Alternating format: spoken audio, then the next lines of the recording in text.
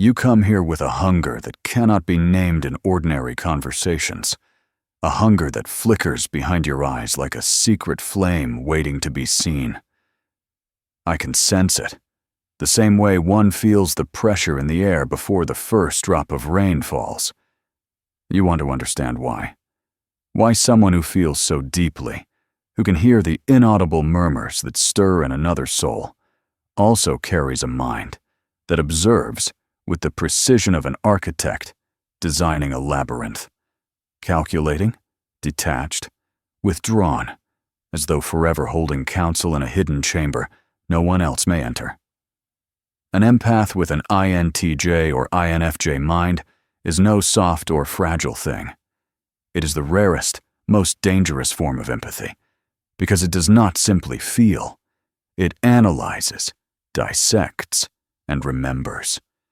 It sees the patterns, stores them, and shapes them like a sculptor working in silence. And you must know, this union is no coincidence. It is a rare configuration of the psyche, a balance the unconscious grants only to a few. For those who carry it, walk perilously close to the line between healer and destroyer. The ordinary empath bleeds openly. Their compassion blooms like a field of wildflowers, vivid, tender, yet vulnerable beneath the careless footsteps of those who take without gratitude. But you, if this truly is who you are not that open meadow. You are the valley that shelters it. The flowers bloom under your guard, unseen by the uninvited. You choose who may enter, who may witness the beauty, and you stand watch with a mind that traces every intention back to its root. When you sense another's emotion, you do not simply drown in it. You follow it like a trail beneath the surface, through the hidden rivers of their story, down into the bedrock of their shadow. You perceive what they do not confess, and more than that, you foresee where it will lead them if they remain unchanged. And that perhaps is why people cannot forget you.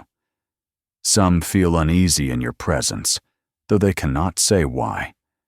They speak with you and leave feeling strangely exposed, as if something within you has seen through a mask they no longer remember putting on.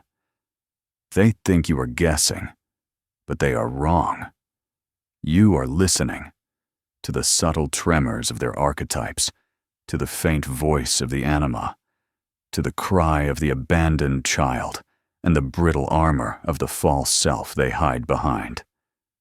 Your mind is a cartographer of the human interior, and your empathy the ink with which each map is drawn. Yet danger always waits in such depth, for every psyche holds its own opposite.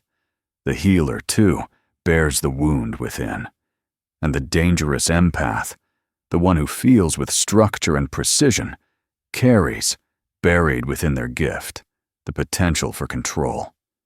When the feeling function, the open door to another's suffering, joins with the introverted intuition and strategic mind of the INTJ or INFJ, a near limitless capacity emerges, the power to influence the emotional landscape of another. The shadow whispers, you can guide them, and temptation, soft, persuasive, like the breath of a lover, urges you to shape another according to the vision you hold within your inner world. This is why the ancient traditions spoke of the shaman's discipline not as a mere suggestion, but as an unbreakable law. Without it, the gift becomes a poison that seeps inward.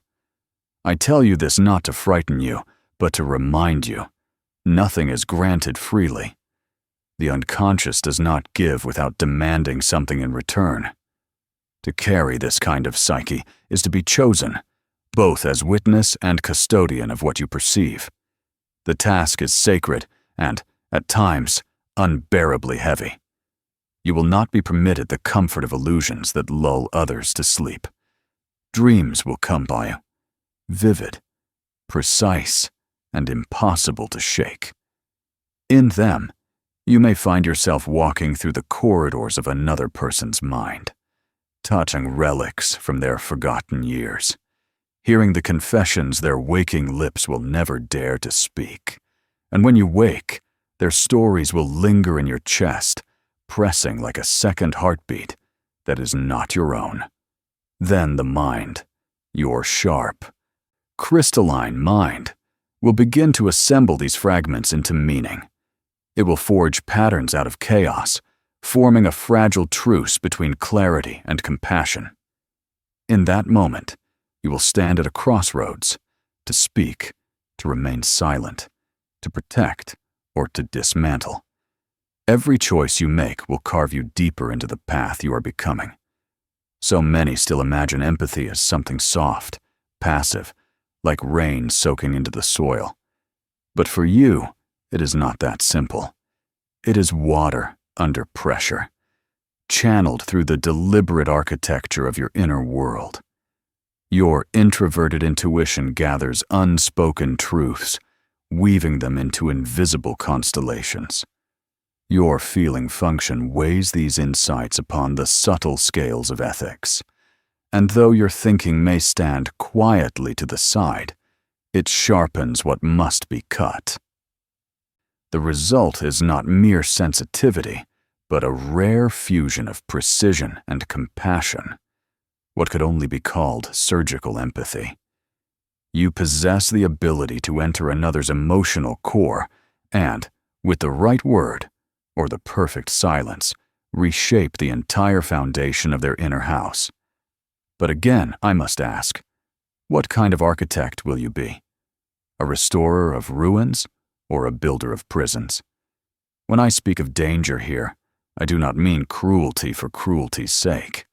I speak of the power to alter destinies with the smallest gesture, a glance, a phrase, a withheld approval, or the mirrored reflection of someone's pain. Such moments, in your hands, are never accidental. You are not like those who simply say what they feel. You sense when to wait, when to draw near, and when to plant a thought like a seed in the soil of another's mind, allowing it to grow quietly until one day they believe it was their own all along. This is an art, both divine and perilous. And perhaps you whisper to yourself, "But I only want to help." Yet the unconscious is not swayed by your conscious intentions. It knows when your guidance hides your own discomfort with another's chaos. It will reveal the face of your shadow when you least expect it. That shadow, in this configuration, is not cruelty. It is precision without compassion. It is the cold application of insight without love. For the INTJ or INFJ empath, the shadow often arrives wearing the mask of righteousness. You believe you see the truth of another, and you do. But you forget that each soul moves to its own rhythm of awakening. You forget that to tear away someone's illusion too soon is to leave them naked in the winter. The mind that foresees outcomes must learn the patience of seasons. The most dangerous empath is the one who has not made peace with the truth that not every truth must be spoken, and not every wound must be healed on your timetable. I have seen such individuals in my work, and I have seen their reflections echoed throughout history. They rise as advisors, visionaries, healers, and revolutionaries, voices that change the course of time. Yet among them, too, are the seducers, the subtle manipulators, and the tyrants cloaked in the calm grace of benevolence. The very same gift that can heal a generation can also weave the net in which an entire nation is caught. The unconscious, after all, does not distinguish between light and shadow. It only releases raw energy. And it is you, the conscious ego, who must decide how to shape that energy. Therefore, Your task is not to reject the danger, but to integrate it, to bring it under the vigilant watch of your own higher self, the archetype of wholeness. Do not underestimate the gravity of your influence. An INTJ or INFJ empath rarely speaks without purpose, yet when they finally choose to speak, the world listens. Their words carry weight not because they are loud, but because they are exact. And when you remain silent, your silence speaks its own language. People feel that you have already read them, already drawn conclusions about who they are. More often than not, they are right. That is why some will chase your approval with desperate loyalty, while others will flinch and avoid your gaze entirely. Your empathy is not the kind that comforts everyone. It is the kind that says, "I know what you are, and I will not pretend otherwise." It is both liberation and judgment, a mirror that reveals as much as it reflects. To live with such a gift is to stand always at the edge, the boundary between self and other. The ordinary empath may dissolve into another's tide, forgetting where their own shoreline begins. But you carry the lighthouse.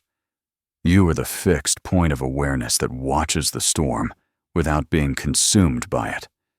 You can enter the emotional sea and still remember your bearings, because your mind is always measuring the currents, marking the hidden rocks beneath. Yet even a lighthouse, steadfast and shining, can become a prison if it never leaves its post. Remember this: to know the map is not the same as to walk the land. Your visions, however piercing or accurate, must be tested against the unpredictable terrain of real human experience. For there lies another danger, the danger to yourself. Because you can see so deeply, you will be tempted to live only in observation, to stand outside the world rather than within it. You may find yourself watching the unfolding patterns in others, forgetting that you too are a pattern in motion. Your inner world may grow so intricate, so luminous, that the outer one begins to seem small, distorted, unworthy of your full presence. This is the quiet risk of the rarest empaths. They begin to confuse understanding with living, and without realizing it, they start to dream more than they act, to analyze more than they embrace.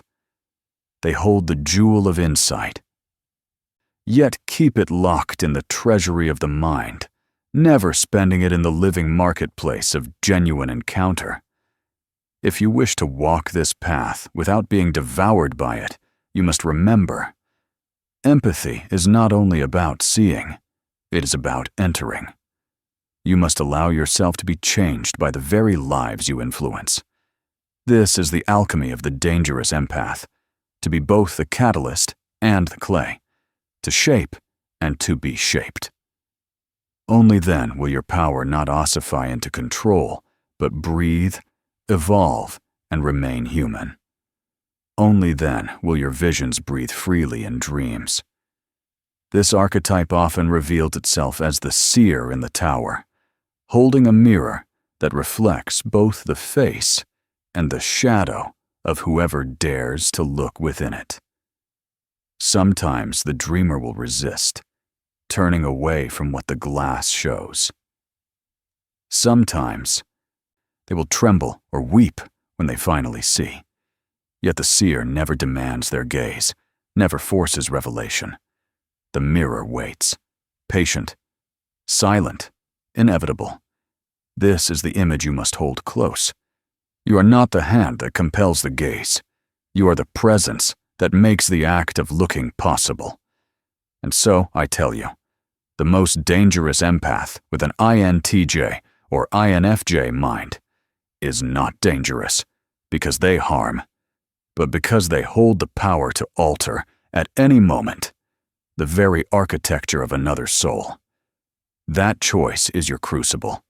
Within it, Your own soul will be tested again and again, until you have mastered not only the art of seeing, but the rarer, harder art of letting be.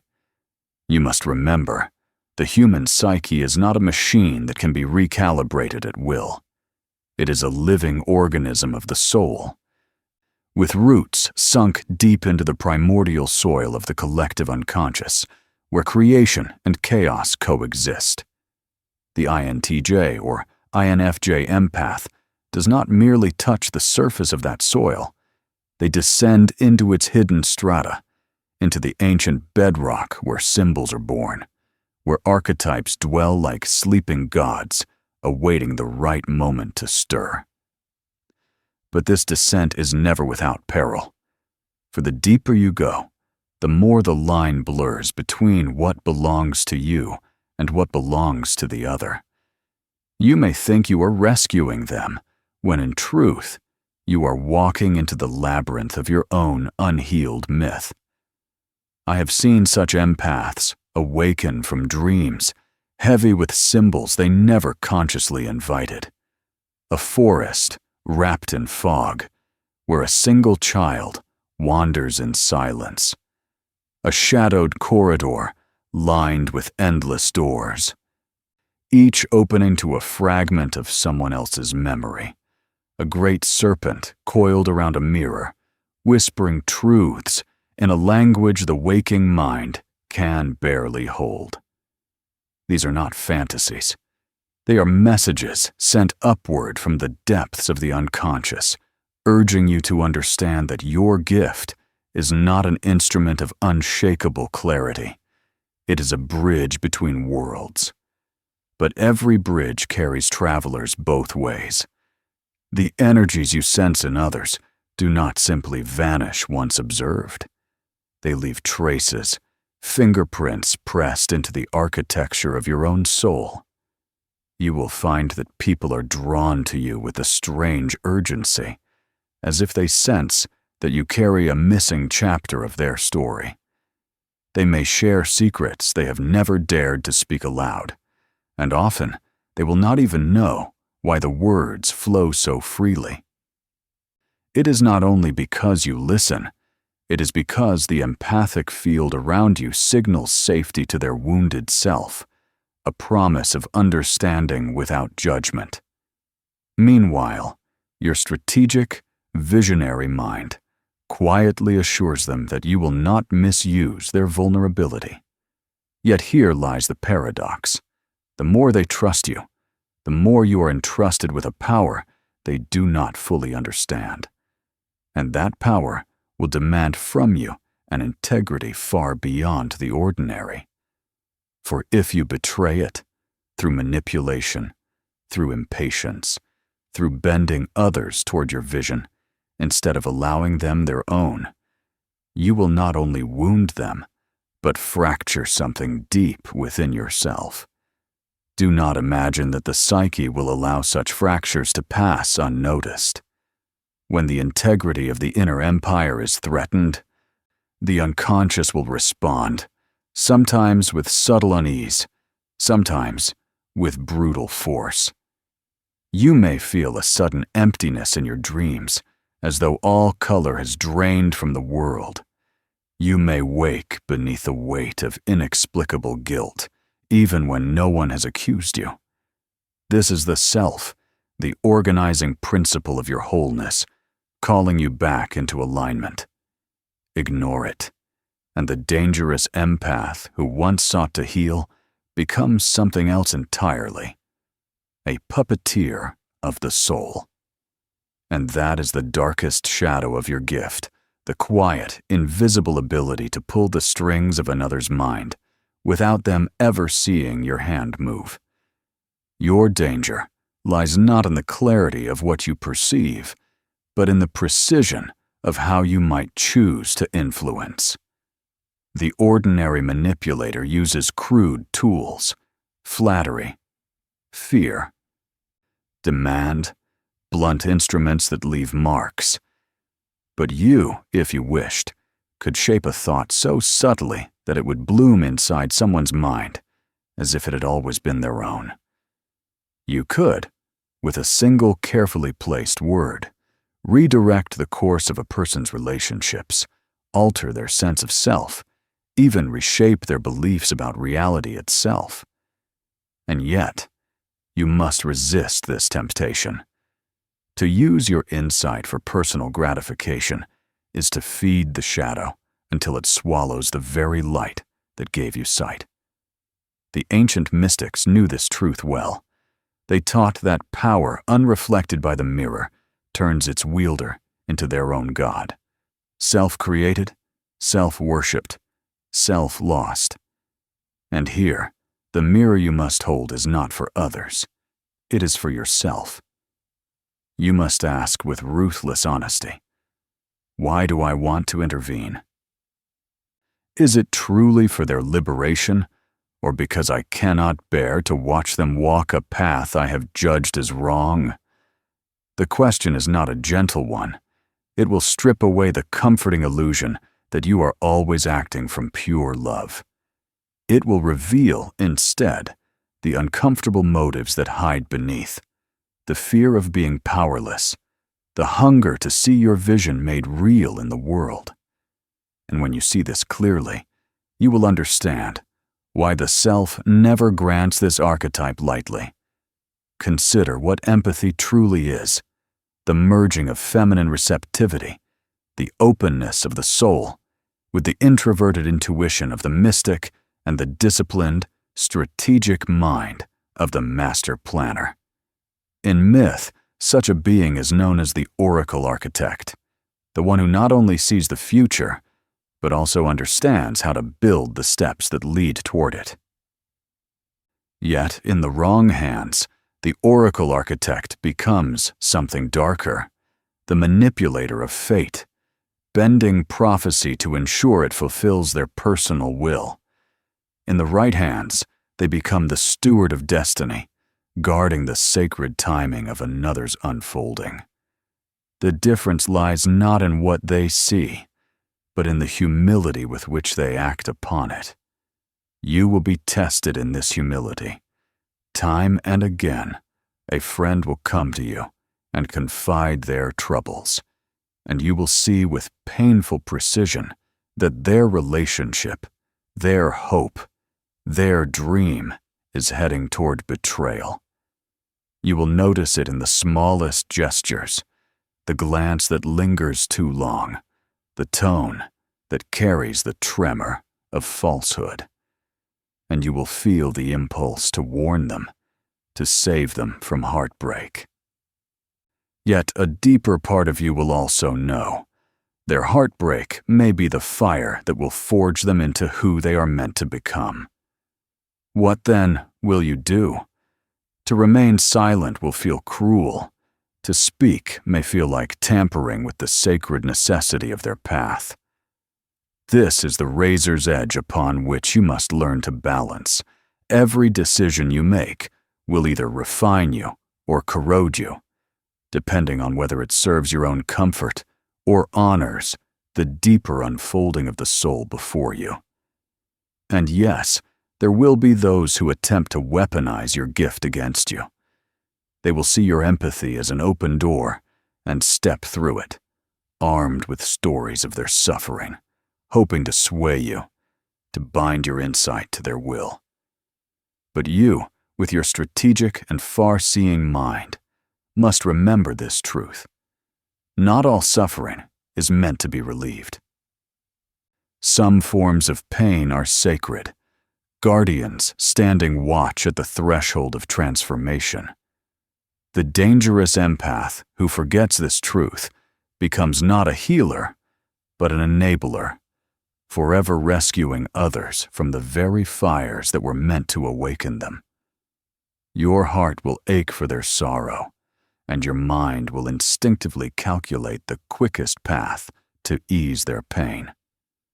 Yet you must stop and ask yourself, am I stealing from them the very trial that would set them free? This kind of restraint is not indifference.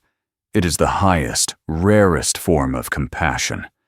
The compassion that whispers, I will walk beside you, but I will not carry you where you must learn to walk alone. Many will never understand this. They will call you cold, detached, withholding, as though your silence were a failure of care. But your inner vision will recognize the deeper truth. To intervene where you are not called is to violate the soul's sacred contract with life itself. The inner world of such an empath is never still. You will dream of ancient cities whose streets you've never walked, of strangers whose faces bear the emotions of those you know. You may wake in the quiet hours of the night with the taste of another's grief lingering on your tongue, unable to name its origin. And because your mind is trained to seek order, to trace meaning through chaos, you will begin to weave these fragments into a tapestry of understanding. Yet here lies another, subtler danger: the temptation to believe you have decoded the entire pattern. The unconscious is infinite, alive, and ever-changing. The very moment you think you have captured its totality is the moment it slips beyond your grasp and begins to act upon you in ways unseen, until realization comes too late. For this reason, the most dangerous empaths, the ones who see furthest, must learn to cultivate not only insight, but also unknowing. You must learn to stand in mystery without the need to rush toward closure or explanation. This is perhaps the hardest discipline for a mind like yours, one that can see so many steps ahead. You will feel the pressure to name, to define, to predict, to turn the unknown into something safe and measurable. And yet, sometimes the greatest gift you can offer another is not clarity, but the space in which the unknown can breathe. For it is within that uncharted silence that the deepest transformations take root. Growth begins not in the bright light of explanation, but in the darkness where the seed cracks open unseen. Your own individuation, your journey toward the true self, depends upon this delicate balance between empathy and vision, between feeling and foresight. If your empathy overwhelms you, you will drown in the emotional tides of others, unable to act with the clarity that your mind can provide. If your vision dominates instead, you will grow detached and clinical, perceiving people not as souls, but as chess pieces in the great, unfolding game of transformation. Only in the sacred union of the two, when the heart and the mind bow together before the mystery, will you embody this archetype in its fullness. The world needs such individuals deeply, yet it rarely knows how to receive them. Many will project their own stories upon you, seeing in you a savior, a threat, a mirror, or a silent confessor. Few will recognize who you truly are, a traveler moving between the seen and the unseen, carrying the weight of a vision that cannot be fully shared, nor ever fully laid down. You will need solitude to remain balanced, time apart to empty what you have absorbed. You will need rituals, acts of grounding, to cleanse the residues of others from your field. And above all, you must keep returning, again and again, to your own shadow.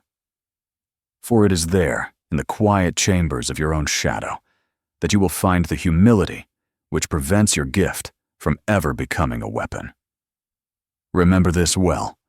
The most dangerous empath with an INTJ or INFJ mind is not feared because they harm without thought, but because they could, if they so chose, reshape the inner landscape of nearly anyone they encounter. It is this potential, this unseen gravity of influence, that makes the archetype demand self-mastery above all things. Without that mastery, the same gift that might heal and awaken will instead bind and distort.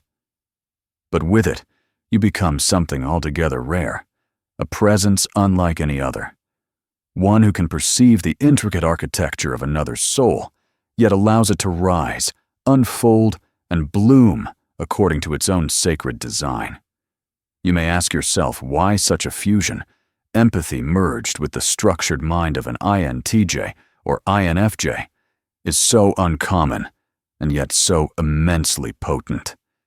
It is because nature, and by reflection the unconscious itself, seldom unites opposites so completely. The water of deep feeling and the steel of strategic vision rarely coexist in harmony within a single vessel. Water alone is soft, receptive, and endlessly adaptable.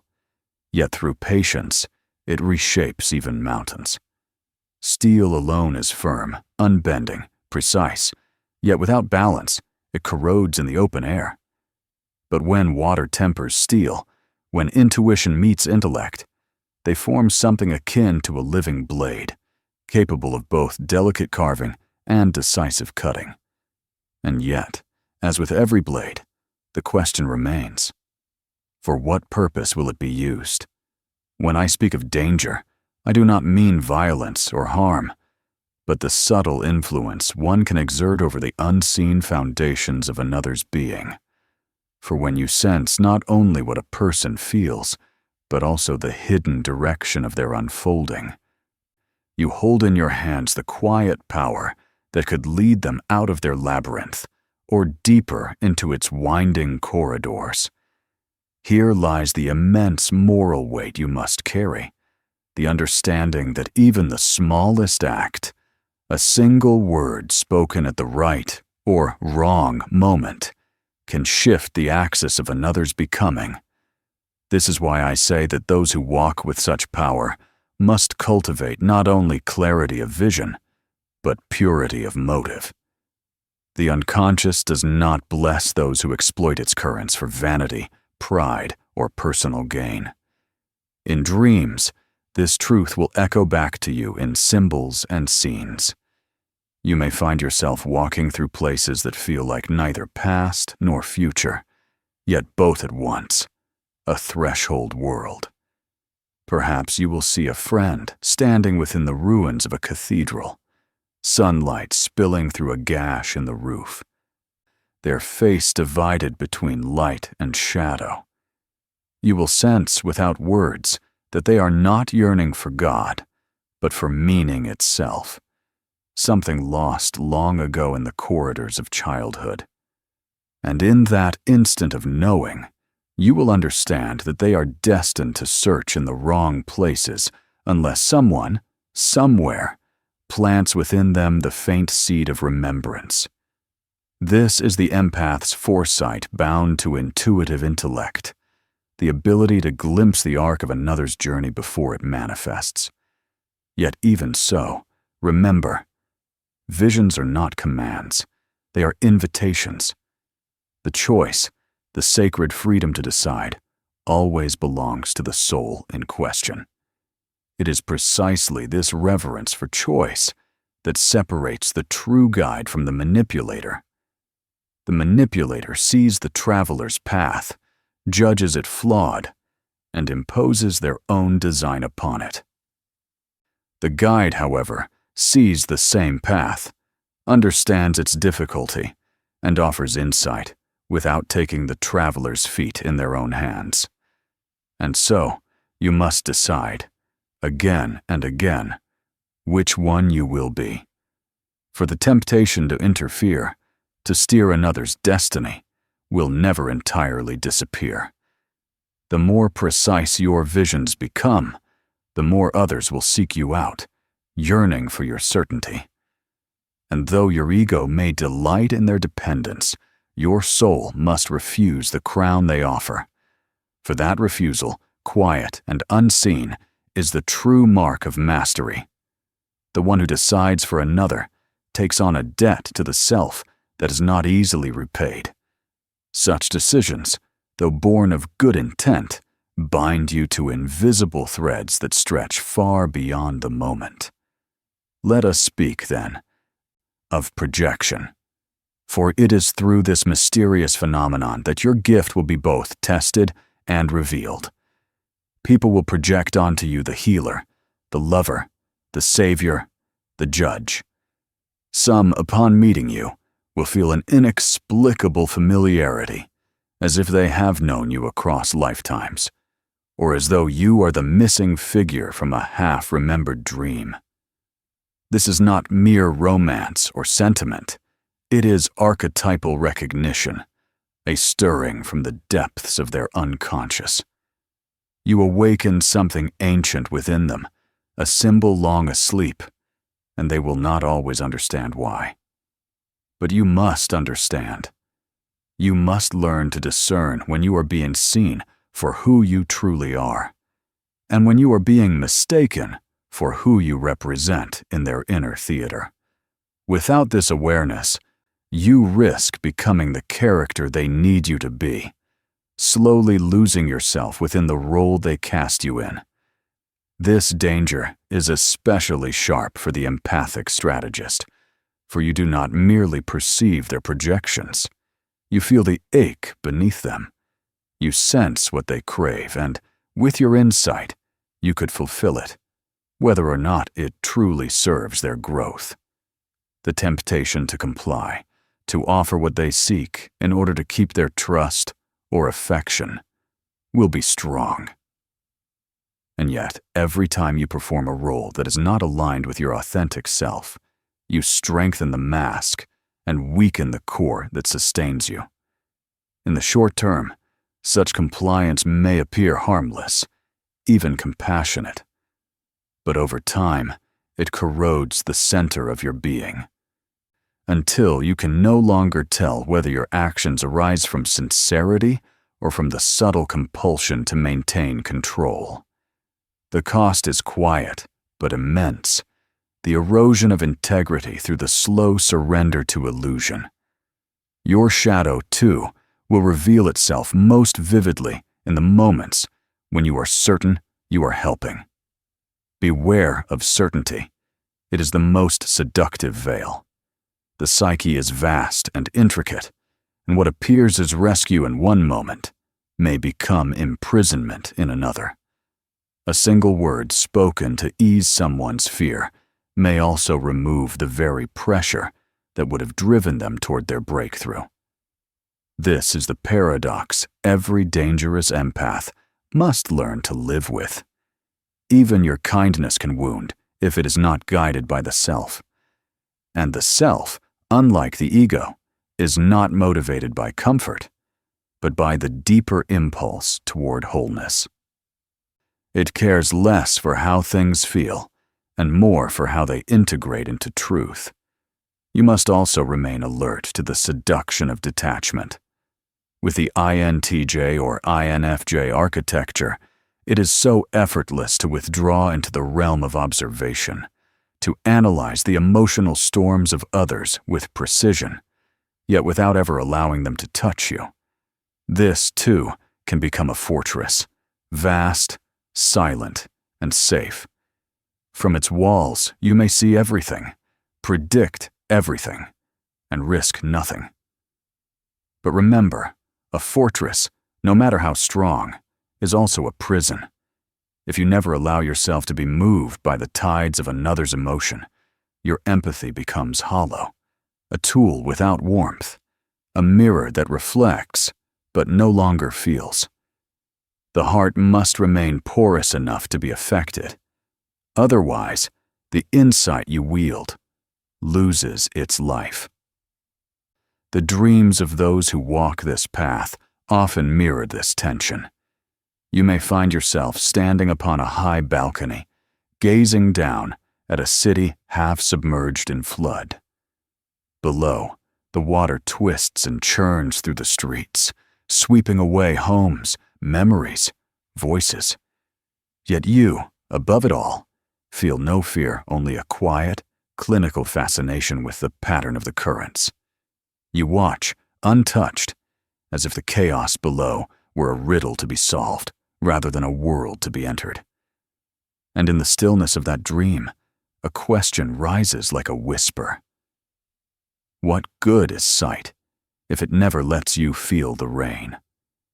But as you turn to leave, you notice a child in your arms, a child you had not realized you were holding. The small weight startles you, not because it is heavy, but because it is yours. In that sudden recognition, you understand that your detachment was only ever an illusion. You were already involved, already touched by what you thought you merely observed.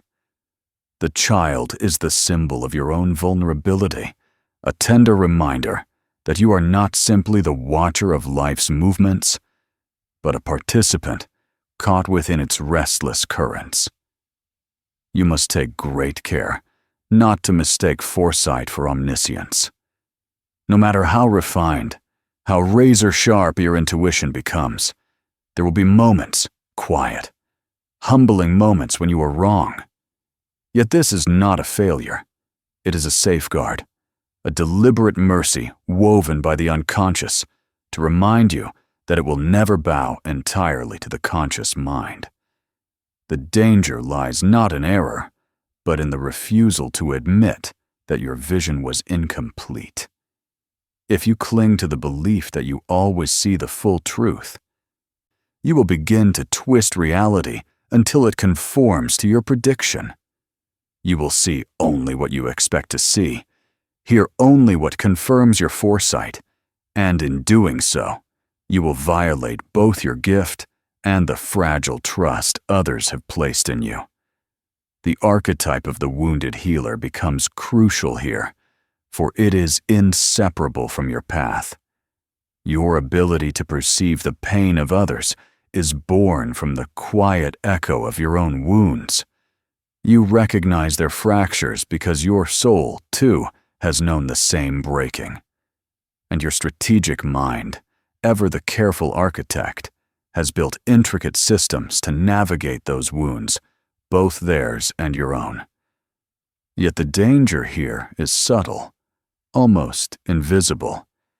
You may unconsciously reach to heal others, not from pure compassion, but as a way to avoid facing the deeper healing that still calls to you from within. But the unconscious cannot be deceived. If you neglect your own inner work, it will find other ways to confront you through relationships that mirror your shadow back to you, through circumstances that strip away the control you prize, through dreams that shatter your confidence and unsettle your certainties. The most dangerous empath, therefore, is not the one who knows everything about others, but the one who knows themselves deeply enough to resist the intoxication of influence. This self-knowledge is never fixed. It must be renewed again and again through an honest dialogue with your own unconscious. You must learn to sit with your dreams, your fantasies, your impulses, not as threats to be controlled, but as messages to be heard. Approach them not with judgment, but with curiosity. For the very moment you believe you are beyond the pull of your own shadow is the moment it begins to lead you, unseen, into its labyrinth. Your path will demand a paradoxical strength, the ability to act with precision when called, and the discipline to remain still when silence serves more than speech. You will have to embrace the discomfort of letting others struggle, even when every fiber in you longs to ease their pain. You will need to resist the subtle lure of being the one who knows best, even when your vision is painfully clear. And yes, you must also learn to accept misunderstanding. There will be those who interpret your restraint as indifference, who see your depth as manipulation. This is the price of carrying a gift that operates through the unseen channels of the human soul, the price of being the one who feels, foresees, and yet chooses not to interfere. In time, if you walk this path with integrity, something profound will shift. You will find that your presence itself becomes a quiet catalyst, You will no longer need to persuade, to advise, or even to speak often. Your being will hold the still gravity of one who sees truly, who acts only when the act serves the deeper unfolding the rhythm of life as it wishes to become.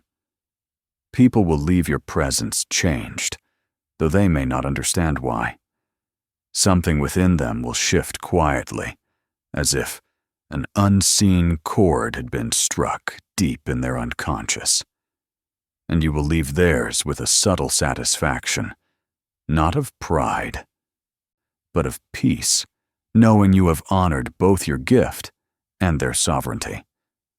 This precisely is the art of the most dangerous empath with an INTJ or INFJ mind, to hold the delicate architecture of another soul in your sight without ever attempting to redraw it, to guide without gripping, to heal without binding, and to love without possessing. It is an art that can never be mastered in full, only lived more deeply with each new encounter, each silent revelation. And if you have listened to me thus far, you already sense that to carry such a dual nature is not to walk among the ordinary. You move instead in a liminal space, a realm suspended between the felt and the foreseen, between the wound and the cure, between the human and the archetypal. You are not merely reading people. You are listening to the hidden symphony beneath their words, feeling the rhythm of their psychic heartbeat that beats just beneath awareness. This is why, when you walk into a room, the very air seems to shift. Some will feel seen in a way that disarms them, as though your gaze dissolves the masks they did not know they were wearing. Others will sense something dangerous in you, not because you mean them harm, but because, to the unconscious, truth always feels perilous before it feels liberating. It is the nature of revelation to unsettle before it heals. There will be seasons when you will long to set this gift down, to stop feeling so deeply or seeing so far ahead. You may crave blindness, to rest in the shallow safety of ignorance, to forget the patterns and undercurrents that your mind cannot help but perceive. But once the unconscious has expanded your vessel to hold such sight, it will never again permit you to shrink back into unknowing. You have been initiated into a mystery that cannot be unlearned, a vision that will not close. And so, the question becomes, not how to rid yourself of the burden, but how to carry it without letting it consume you. This is where ritual ceases to be a luxury and becomes a necessity, a sacred practice of return to your own center. Without such deliberate grounding, whether through solitude, dream work, creative expression, or the stillness of contemplation, the emotions and destinies of others will begin to weave themselves into the fabric of your own life. It's not enough to simply shield yourself. The shield alone makes you rigid, and rigidity, though strong at first, always cracks under the immense pressure of the archetypal forces you touch. You must learn instead to flow, to let the energies move through you without clinging to them. This is the paradox of the dangerous empath. You hold within you the power to alter the architecture of others, to touch their unseen structures, and yet you must live as if each soul you meet is sacred ground, untouchable, not yours to build upon. Do not be surprised if life itself places you again and again in the presence of those whose shadows mirror your own. You may find yourself magnetically drawn to people whose wounds hum in resonance with yours, as if pulled together by some invisible design. This is no coincidence. It is the unconscious arranging the stage for your deeper integration, urging you to see in others the reflections of what still seeks healing within you. And here, more than anywhere else, you will feel a pull to fix them, not for their sake, but because their liberation seems to promise a soothing of your own unspoken ache. Recognize this impulse for what it truly is, an echo of your own unfinished work. In such moments, the most dangerous thing you can do is to mistake your healing for theirs, to forget that what calls for mending in them may, in truth, be the unhealed whisper of your own soul. The unconscious speaks in symbols, and for you, those symbols will often arrive clothed in the language of archetypes. A dream in which you guide someone across a crumbling bridge may, in waking life, echo as the impulse to guide a friend through a moment of crisis. A vision of a locked door in a stranger's home might reveal your intuitive sense that they are not yet ready to open certain inner truths. And yet, you must always remember, a symbol is not an instruction. It is a revelation, a mirror reflecting the deeper architecture of meaning. It shows you the shape of things, but it doesn't dictate your role within them. You must interpret these signs with humility, for even the clearest vision passes through the refracting lens of your own psyche. What seems luminous may carry your shadow in disguise. There is an image I wish to leave with you, one that has appeared again and again in the inner work of those who share your gift. It is the image of a solitary figure holding a lantern and walking through a vast, whispering forest at night. The light they carry does not flood the path ahead. It reveals only a few steps at a time.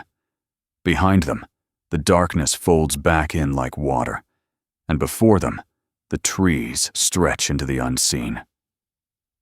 Sometimes they walk in silence and solitude. Other times, another soul follows at a distance, drawn by the faint glow.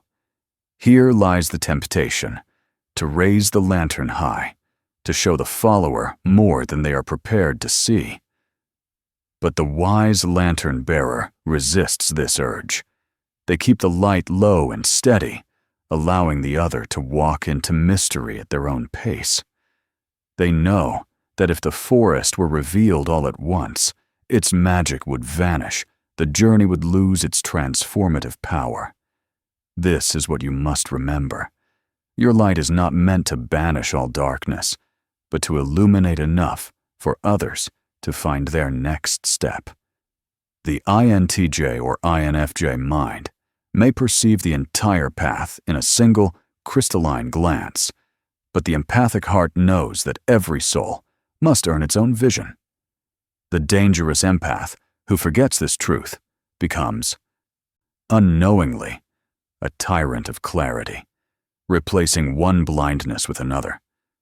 The one who remembers, however, becomes a keeper of sacred timing, a guardian of when, not just how.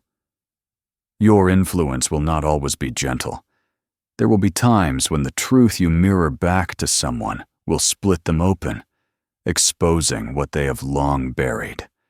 They may resist you. They may resent you. They may even turn away. Do not measure your gift by whether they stay or go. Measure it instead by whether your words or your silence were spoken in service of their wholeness. If your actions arise from the deepest alignment available to you, you have fulfilled your role, whether or not they understand it now. Seeds of truth are often planted in darkness. They take time to germinate. The same soul that recoils from your light today may one day awaken because of it. And yet, we must also speak of loneliness. The vantage point you hold will sometimes make you feel separate, as though you are watching life through a pane of glass. You will see connections others overlook, dangers they do not sense, and patterns they are not yet ready to acknowledge. This distance can create a quiet ache a gulf between your awareness and the collective rhythm of the world. But remember, solitude is not the same as isolation, unless you resist it. In solitude, you come to know the voice of your own self, the inner companion who does not bend beneath the projections or needs of others. This relationship between you and the self is the most essential one to cultivate.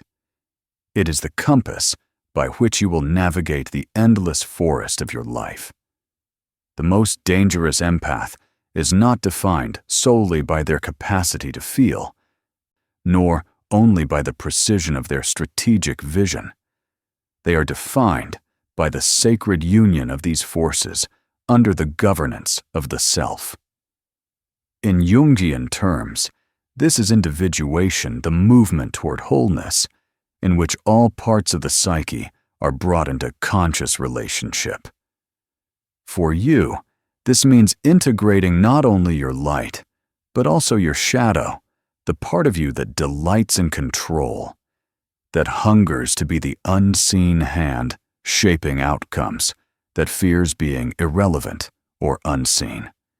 You must not act until you can face this part of yourself without flinching, for if you cannot, it will rule you in ways too subtle to detect until it is far too late. Do not seek to erase the shadow. Seek instead to befriend it. The shadow holds your raw, untamed energy, the very power that gives your empathy its profound depth and your vision its unyielding edge. Yet this power must be held in conscious partnership, not surrendered to chaos nor given free rein. When the shadow learns that you will not exile it, when it trusts that you will look at it without judgment, it no longer needs to sabotage your intentions from beneath the surface. Instead, it becomes your silent ally, the force that fuels creation rather than destruction. One day, perhaps, you will look back and realize that the greatest danger was never your effect on others, but the effect of your gift on yourself. For every life you touch, you are touched in return. Every pattern you perceive in another soul reverberates like an echo through the hidden chambers of your own being. And within that echo lies a quiet invitation. Will you turn away from what you see, or will you step through that echo as though it were a doorway into deeper self-knowledge? If you choose the doorway, then each encounter becomes part of your own transformation, not merely an exchange, but a mutual awakening. Each soul you meet becomes a mirror, reflecting some unseen corner of your own inner landscape. Over time, you will come to understand that the true measure of your path is not how many you guided, nor how accurately you saw, but how completely you allowed yourself to be changed by the very gift you carry. The dangerous empath who becomes wise does not wish to be remembered as the one who saw all, but as the one who served the unfolding of life without the need to possess it. Such a person knows that their sight is not a crown to wear, but a trust to honor something loaned by the unconscious, fragile and sacred. They understand that the highest form of influence is invisible, woven not through control, but through presence. And so, I leave you with this. Walk gently, but never shrink your presence. Feel deeply, but do not drown in the tides you sense. See far, but remember that even the farthest vision is only a fragment of the whole. The unseen will always stretch beyond your comprehension, and that humility is what keeps your light from turning into fire. Carry your gift as you would carry fire in your bare hands, knowing it can warm or burn, illuminate or blind. It is not the flame that determines its purpose, but the steadiness of the hand that holds it. And when the moment comes to choose how to use this power, to speak or stay silent, to act or to wait, let your decision rise, not from the hunger of the ego, but from the quiet, unwavering voice of the self. For that voice knows the sacred truth, that every soul has its own journey, its own rhythm of becoming, and that the greatest power you will ever hold lies not in shaping that journey, but in honoring it fully, reverently, and without the need to claim it as your own.